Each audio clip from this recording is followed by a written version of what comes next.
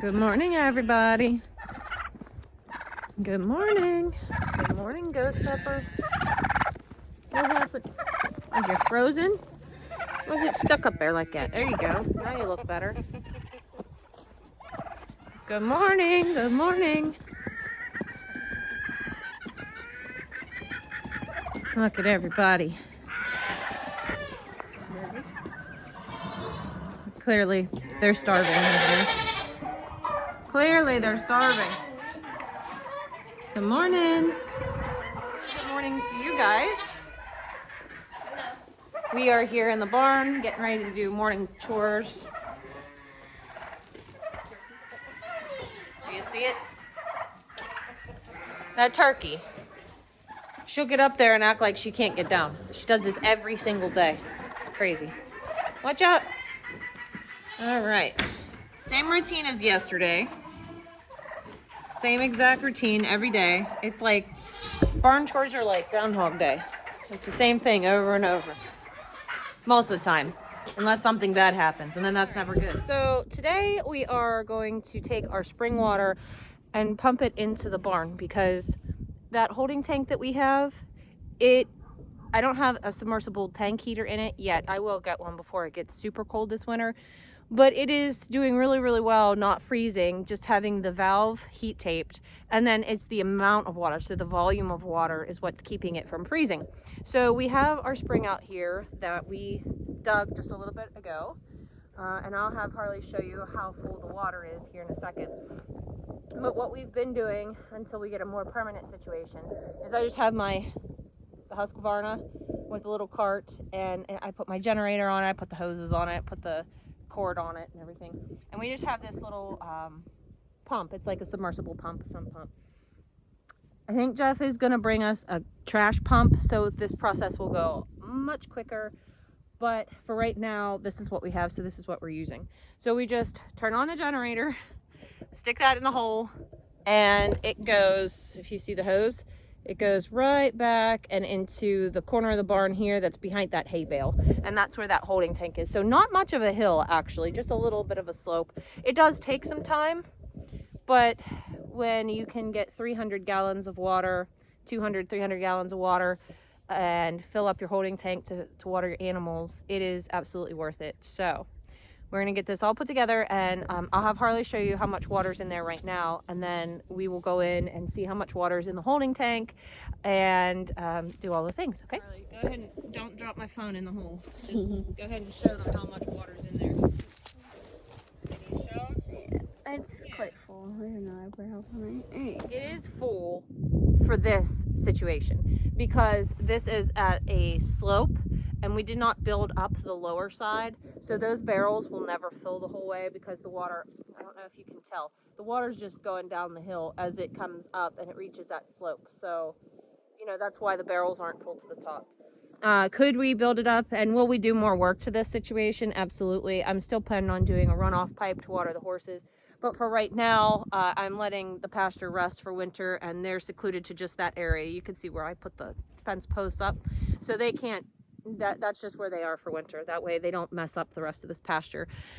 In the spring, I'm gonna throw down some seed and try to get these pastures regenerated after the terrible drought that was last year, and just fingers crossed that we don't get another one. Although anything's possible these days. All right, anyways, enough talking. I gotta get this set up and I will show you it once it's running. So, pumps in the hole, electric goes to here, and the hose goes over there. So let's go back to using the quad to water the cows for right now because everything's cold and frozen, right? So right now we're using the spring water to fill this up. It'll take a little while, but let's take a look in here and see. Okay, we are just about, well actually, this is where the water froze up here. So we're actually right around 400 gallons, give or take. Yeah, put it back where you got it. Just an icicle. Yeah. There you go. 400 gallons in there, give or take. We'll check back once we've emptied that spring. The nice thing about that spring is it fills even when we're not getting a lot of rain. So that's really good, right? if you're new here, we had to dig that because this summer with the drought, we lost our well that feeds our barn. It collapsed. Our well that feeds our house is only good for like 2 days, and then that's it for a while. You have to give it a break. And we tried to have another well for the barn, dug, drilled, and that turned out to be a 240-foot, $4,000 dry hole. So yeah, it's going good. But the spring, this works. So when I was growing up, all we had was a spring house. That house, it was piped into the house just like a normal well would be, but it was just a shallow spring, and it had a little hut over it, and the runoff in the water trough watered the animals in that pasture, and that's just what we had. And that well in all those years never ran dry, and we've been through droughts and all that other stuff before. So kind of cool. Sometimes the old technology is the better technology, in my opinion. I mean, I keep saying that, but all right, we'll check back once this fills up. All right, guys. So I've been outside most of the day, putzing around. Oh, remind me, that hose is garbage. That hose is garbage. Yeah, that hose is garbage because Caleb left it attached to the hose bib, which is a no-no in cold weather. This is a reminder.